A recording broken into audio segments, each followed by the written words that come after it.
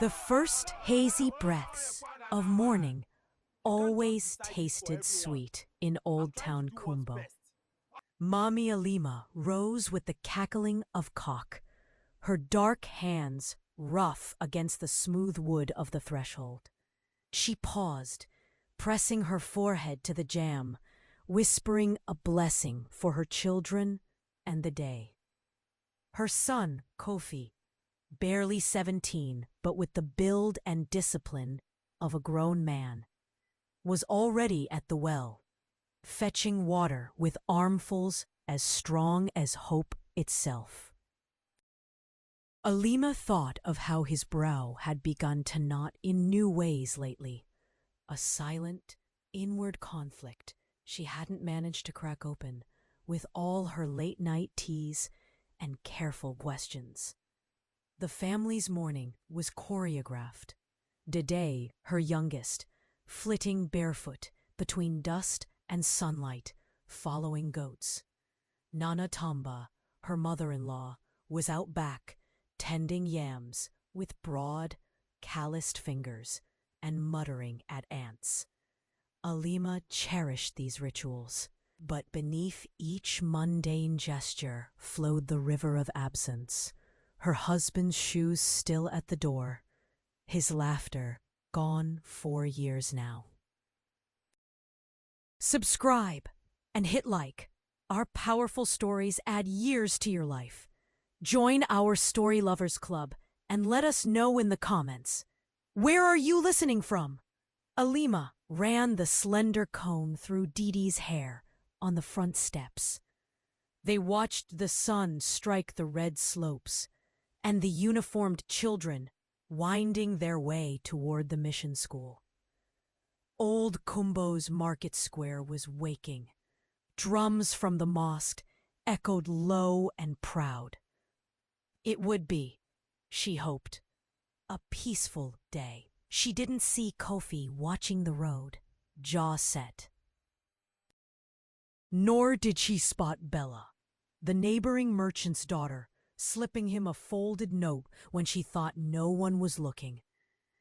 Kofi spun the handle on the old cassette player as he swept the tailor's shop.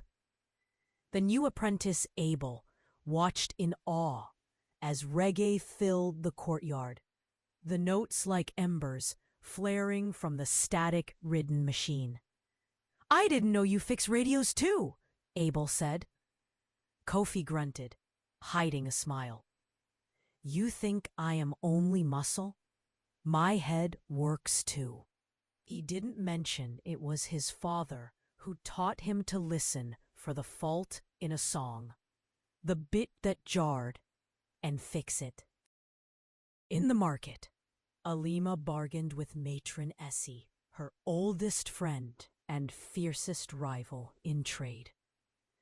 They haggled over yams and peppers, children darting through their legs. Being a widow, Alima was subject to joking pity, real suspicion, and endless curious eyes.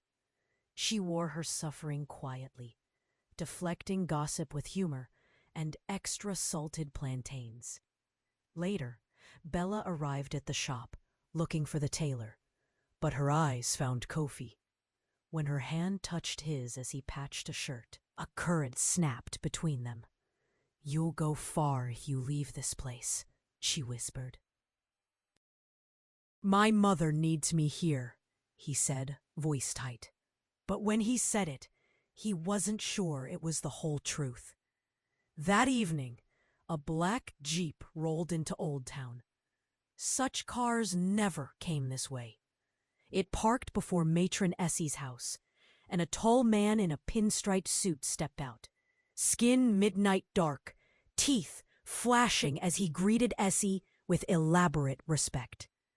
Whispers abounded before sunfall. Who is he? One of the big people from Bamenda, they say. Come to buy land? To invest? Or chase someone's debt? Kofi crossed paths with the man in the lane later. The stranger stopped, regarding him with a long, searching look. "How old are you?" asked the man. 17, sir. The man nodded, an inscrutable smile flickering. Strong boy. Keep your eyes open. Opportunities find the prepared. He walked on. Behind him, Kofi caught the glint of a gold watch, something expensive, at odds with the humble houses. Inside, Nana Tamba watched from behind torn curtains, her hand trembling. She fingered a faded photograph tucked in her wrapper, and old memories flickered in her cloudy gaze. A different man in a suit. A promise. A betrayal. Things never spoken of again.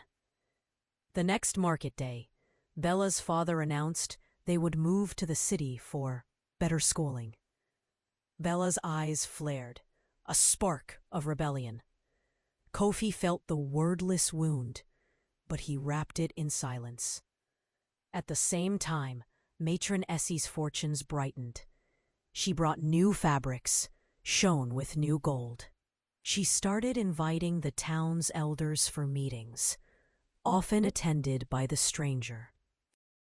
Rumors grew thick as plantain stew. Essie was selling parts of her land to a company for a deal arranged by the stranger. Nana Tamba muttered that there were dangers in easy deals. Alima stayed out of it, but by week's end, she saw Essie's cart rolling up the hill with appliances she'd never dreamed of owning, and she wondered. That evening, Dede returned home shaken. Someone had tried to snatch her as she gathered firewood. Alima flew into a panic. Neighbors scoured the paths, and the little girl's sleeve, torn in the scuffle, became an omen. Kofi promised his mother, "Nothing like that will happen to our family while I have strength." Yet that night, as rain hammered the roof, Kofi slipped from his mat and walked out, toward town, toward the stranger. The road to the stranger's rented compound was soaked. Wet sand clung to Kofi's feet as he crossed under the humming power lines. He was nervous, but desperate. Dede's shaken face haunted him. Inside, the stranger, Mr. Nsubuga, as he now called himself, sat in a circle of light, quietly examining papers. "You again," said the man, not looking up. "Why have you come?" Kofi's voice shook. "My family isn't safe. There are things happening here that never happened before. My sister, someone tried to—" Nsubuga cut him off. "You think I command the thugs of this town?" "No, sir. I think you have power. Maybe you can help." This amused Nsubuga. "And what do you offer, boy?" Kofi hesitated. "I can work." Nsubuga smiled a dark smile.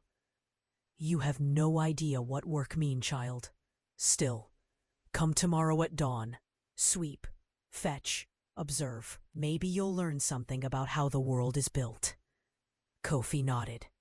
He understood bargains, even the ones made with hungry men. Nana Tamba saw Kofi drag himself home at first light, eyes red. She beckoned. "He is like your father," she said quietly, "always running to trouble in grown men's shadows." Kofi bent his head, not arguing. Tamba crushed his hand in hers. "I never told you. Your father, he borrowed to save us after the drought. Not from banks, from men like that one. We paid. He paid more than any gold." There was something in her voice, old secrets flickering. But she shut her mouth tight and spat into the coals. Later that day, Abel the apprentice arrived in tears. The tailor shop faced eviction. The landlord wanted double the rent. "We'll lose everything if we don't pay," Abel whimpered. "I have nowhere to go." Kofi looked at the boy. "Come back at night. We'll find another way." There's talent here no one respects. Abel stared, surprised. What do you mean? You'll see. That evening, as dusk painted the sky in burning stripes, Kofi sat by his battered radio parts. Abel peeked at his hands, a mixture of deft and daring. Watch, said Kofi. He had taken apart village radios for years, scavenging wire from junkyards. He repurposed pieces, transistors from old cars, batteries from dead phones. His fingers moved with surety as he coaxed song from silence. Within an hour, he had sparked a jury-rigged broadcast, one that carried music alongside his own low, firm message. To the people of Kumbo, your voices matter. If you lose your shop to greedy men, let your story be told. Share your skills. The world may be listening. Within days, more apprentices arrived. Girls, street boys, even the children who ran from school at noon. The market buzzed about this radio boy. For the first time, the landlord hesitated. The tailor, too, gained new orders from far-flung towns. Local respect, slow like honey, began to coat Kofi's name. Alima watched, pride warring with fear. Her boy had found his voice. What would it cost him? On the Saturday of the harvest dance, a battered parcel appeared on Alima's doorstep. No return address. Dedit tore the string. Inside was a cryptic note. Stop stirring, or you will regret. And a handful of plastic beads. A message. Tamba's face creased in terror. These are beads from our old land. They mean death if used this way. Someone remembers us. Kofi took the note to Mr. Nsubuga that night. The man's face grew grave. You are either braver or stupider than I thought. There are powers in this town far older than my money. Nsubuga slid the note into his pocket. I will look into this. Stay sharp. He did not explain more, but Kofi saw, for an instant, a flash of respect, or perhaps fear, in the man's expression. Go home, Nsubuga commanded. Outside, Kofi noticed a familiar set of footprints in the mud. He didn't sleep that night, mind whirring with questions. Bella and her family prepared to leave. She pressed a letter into Kofi's hand, her hope, her fear, her promise to return. But her absence left a hollow ache. The market felt emptier. With Bella gone, Kofi devoted himself to radio, to Abel, to learning from Nsubuga. The tailored suits, the meetings with elders, the secret lists, they confused him. He watched, ears open, as Nsubuga argued with Matron Essie about land, about gold, about something called ancestral claims. Kofi caught words he did not understand, but remembered. Meanwhile, Tamba fretted over Dedi's nightmares. Alima found herself haunted by how violence ran like a river through their family's story. History was never really history here. It was debt, memory, promise, all knotted together. When the rain stopped, Nsubuga called for Kofi. Are you ready to know why I came here? He asked. Kofi said quietly, yes. Nsubuga led Kofi through twisting alleys, away from curious eyes. The town faded into bush and ruined fence lines. They stopped at a half-collapsed colonial villa, trees bursting through its walls. "Once all this belonged to your ancestor," Nsubuga said. "Long ago, after a promise was broken," Kofi stared, frowning. "My ancestors? What promise?" Nsubuga considered him. "I grew up in this town too, before my family fled. There were two families at the center, yours and mine. Your great-grandfather gave my mother shelter during the old conflict, hiding her while men hunted us because of our trade with strangers. Later, a land deal meant to save both families went bad. My uncle lost everything, but your line paid too, they say. In blood and fire, Kofi searched his memory for family stories, coming up short. The connection, invisible for years, shivered into view. Nsubuga continued.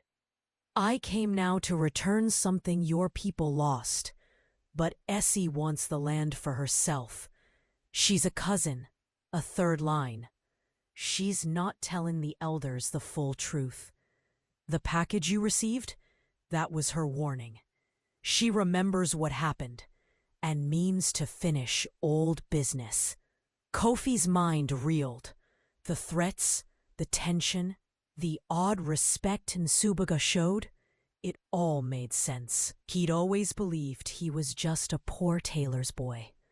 Now, invisible strands tied him to the town's secrets. "My family owes yours a debt."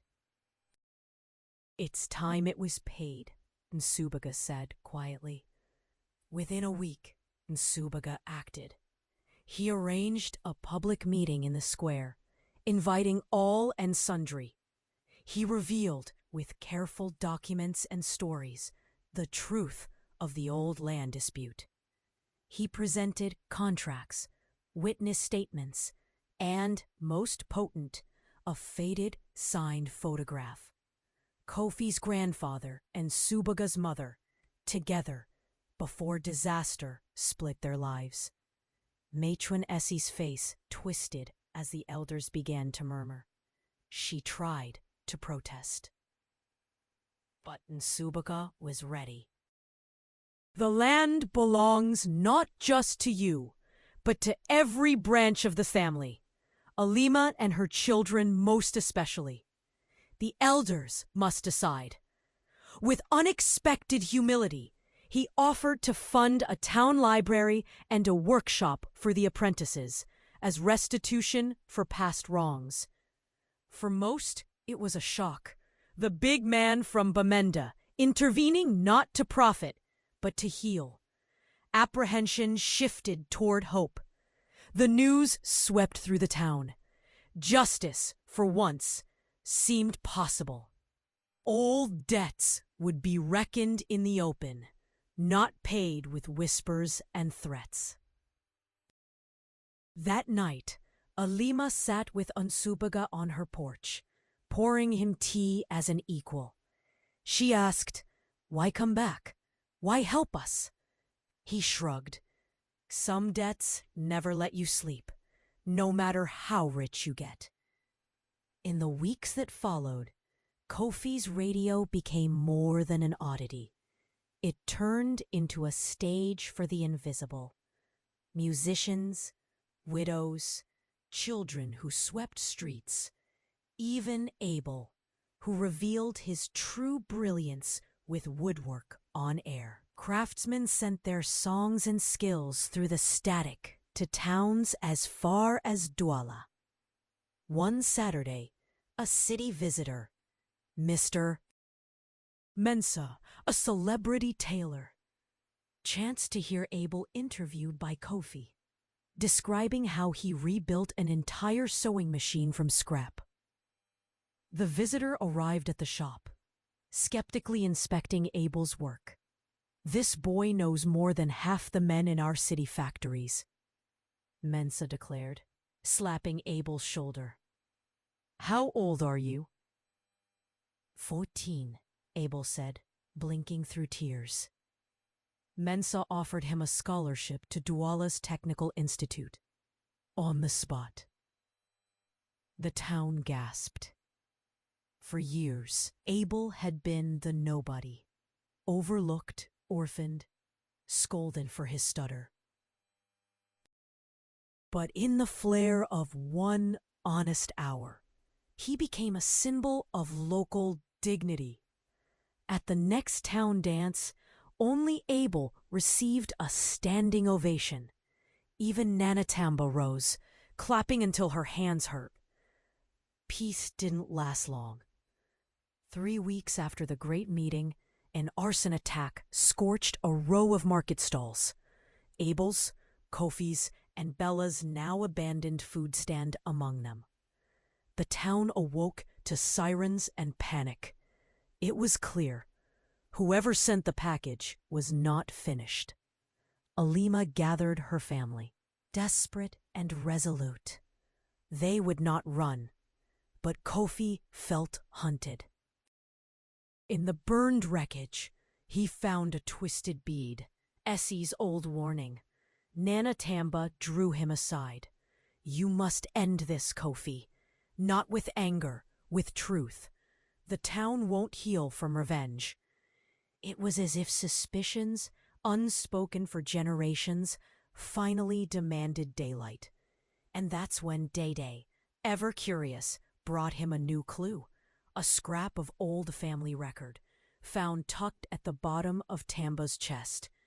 It listed names, debts, marriages, dates matching everything Nsubuga had said. Will you tell everyone? Day whispered. Kofi nodded. Together, at the council. That night, rain hammered the roof. Lightning flickered through holes where embers had eaten. Alima, Tamba, Dede, and Kofi sat in a circle, hands joined. There is no curse but silence, Tamba said. The silence that followed buzzed with history. Wrongs never mourned, debts never paid, kindnesses that returned as hope. Kofi realized then, justice was not only chosen by the powerful, but carved from the hard choices of the weak. As midnight clouds parted, Kofi stood and looked out over the dark slopes. Tomorrow, the truth would walk with him to the council. And, for the first time, he did not feel afraid. Morning dawned slow and sharp, filled with a nervous hush. The town council met under the largest tree in the square, a gathering blended of old men in faded kente, market women, youth with wary eyes, and a crowd of children straining on tiptoe. Kofi waited at the edge with Alima, holding the faded papers and beads. Nanatamba stood behind, her cane planted with authority.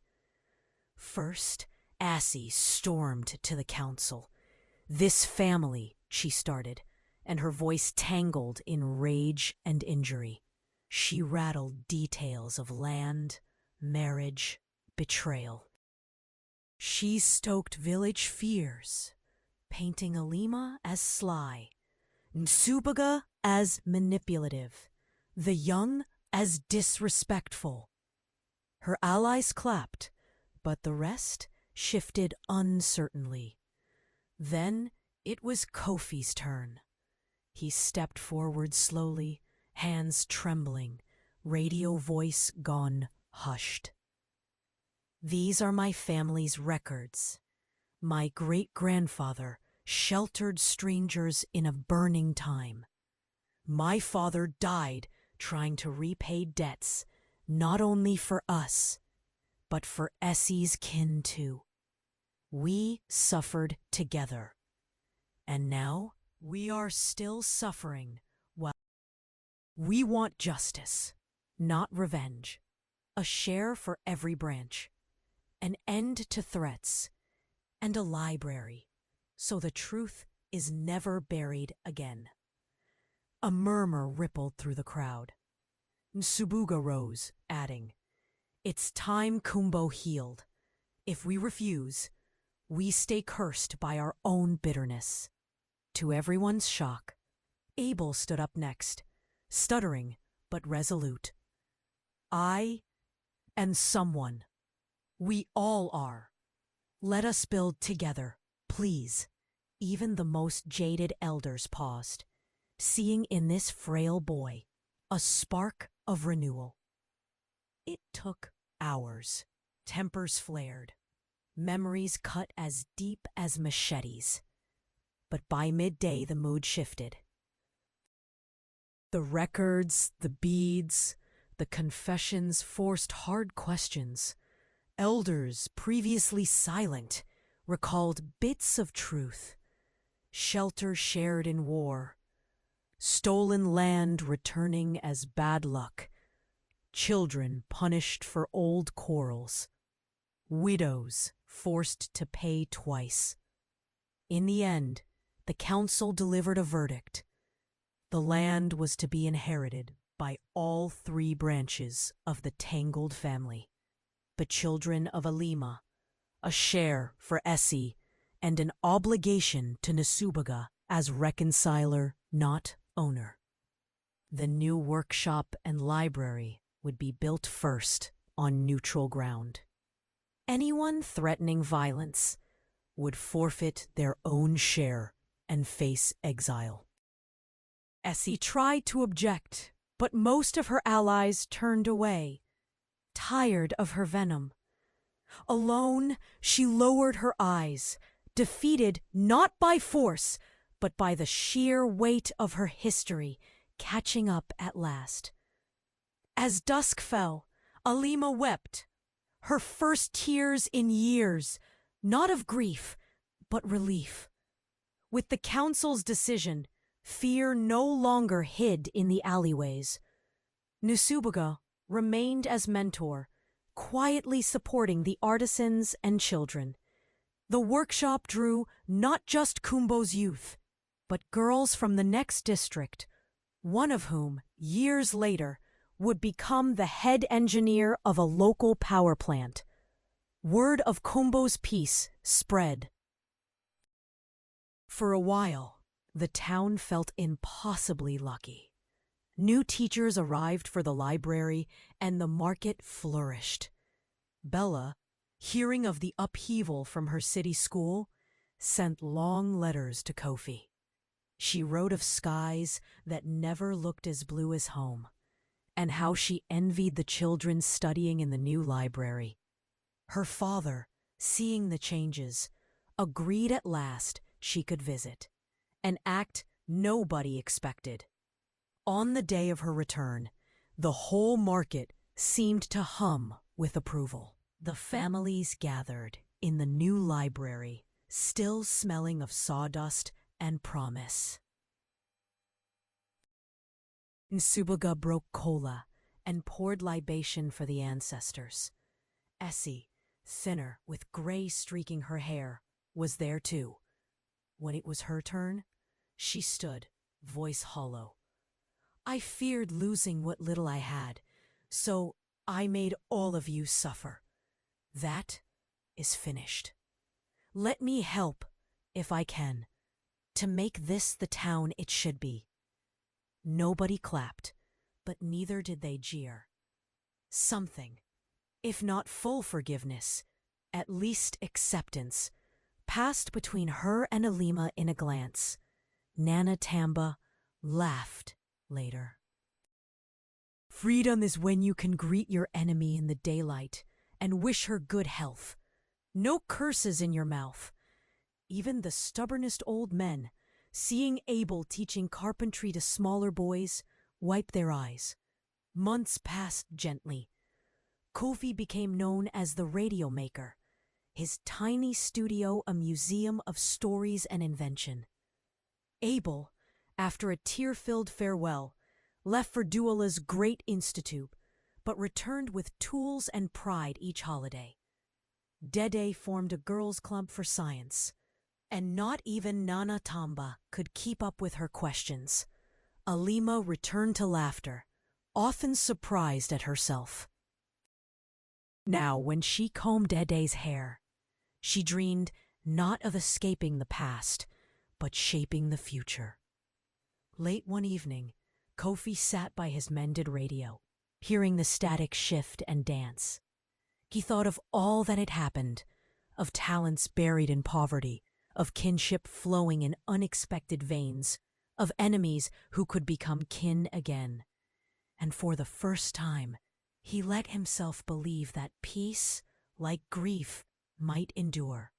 Rain returned, washing the market square and turning dust to slick red clay.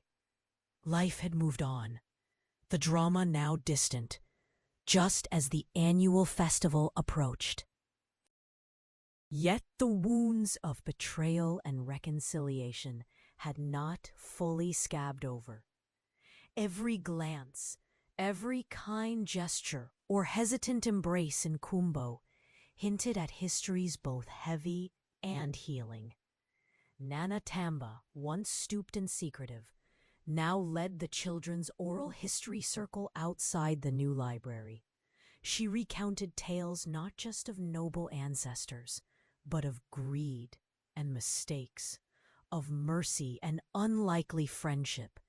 Even Essie's youngest, once taught to shun Alima's family, now squatted at Tamba's feet, enraptured.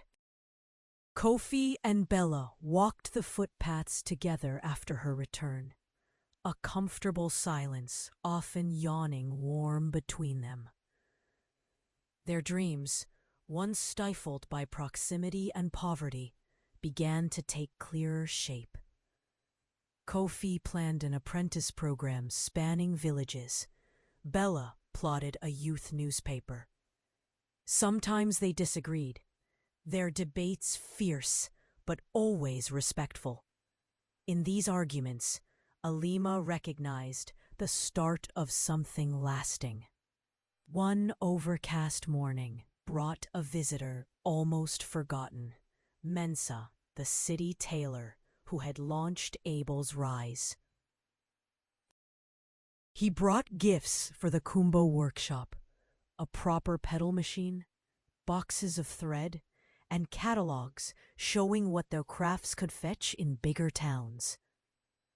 What most surprised Kofi, however, was the announcement that Mensa would fund a regional craft market to showcase talent from little places where greatness hides.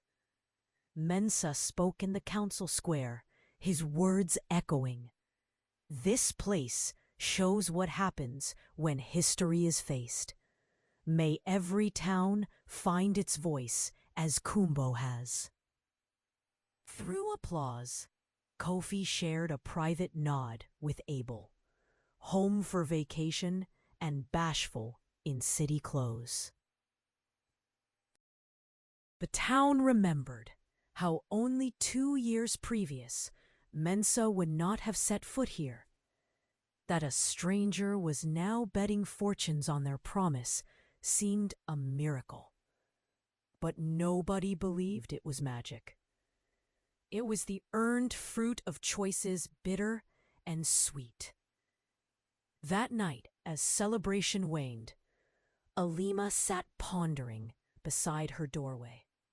She watched Dedi, now teaching the smallest children their letters, her laughter striking the night air like new music. An old unease returned. Had the peace truly rooted, or would resentment bloom again? She watched Essie, quieter now, sharing cola nuts with Nana Tamba. In their careful movements, Alima read anxiety. Could a truce last when history ran so deep? Kofi sensed his mother's worry.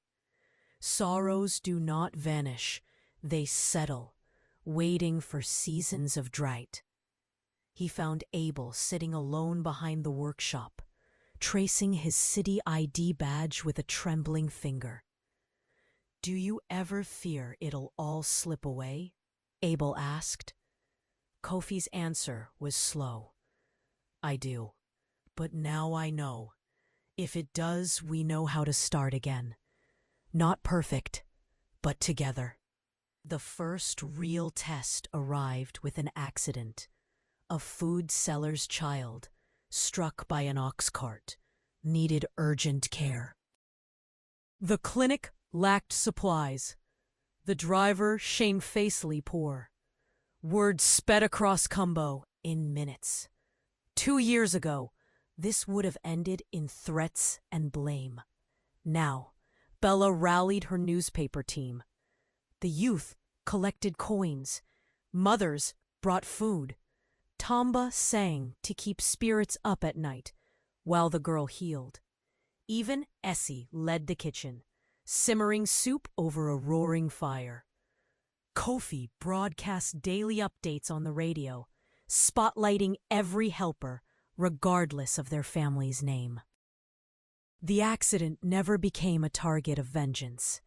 It became reason for unity, proof that the town's fragile balance had finally begun to tip toward justice and mutual regard. When the girl rose from fever, laughter and songs outshined every shadow lurking in memory. Harvest came again, and with it the festival, brighter for the peace won through pain. Visitors from other towns came to marvel at Kumbo's famous reunion, at the pride in Abel's machines, at Didi's club science displays, at Bella's growing paper and Kofi's workshop for village youth. The reunion between branches of the family was quieter, but infinitely more meaningful. Essie, now thinner but animated by something new, proposed a scholarship for orphans to the city. Alima surprised herself by embracing her, tears dampening both their dresses. That night, at the crest of the celebration, the town danced together for the first time in a generation. Nusubuga, watching from the edge, quietly slipped away, his debt paid many times over, not with money, but by helping Kumbo choose its better self again and again. Months passed, and peace in Kumbo began to feel ordinary. The new library's shelves filled with borrowed books and donated letters. Children argued gently over stories from far-off lands. The workshop buzzed with quiet ambition, each apprentice building not only crafts, but reputations for themselves and their kin. Kofi walked among them, his radio now a living archive. Village songs, debates about science and old customs, announcements of weddings and funerals, sometimes both in the same breath. Abel, now a teacher more than a pupil, showed city students how poverty bred invention instead of only suffering. Dede's Girls Club gained first place in a national science contest. Their experiment in solar cooking attracting a letter of congratulations from Kumbo's governor. Nana Tamba declared, "Let no girl in Kumbo feel small again." Even Essie contributed. Her legacy no longer fear, but public praise for courage and reconciliation. On the anniversary of the council's reckoning, Alima, dressed in her finest cloth, her arms around both Dede and Kofi. The whole family walked to the large tree, now hung with children's paper lanterns and prayers. Bella, officially Kumbo's first youth editor, read a poem about the market song, how each voice, however cracked, made the town's chorus whole. Mensa sent word from the city. Kumbo stands as proof. Build on. Essie, aged in face but lighter in her spirit, gave Kofi a carved box, a symbol of trust restored. Inside were the last beads, this time as a necklace, transformed by forgiveness. She whispered, "You are my kin, not my rival. Carry it so you remember." As the sun rose, Kofi waited for the radio static to clear, ready to make his final broadcast of the season.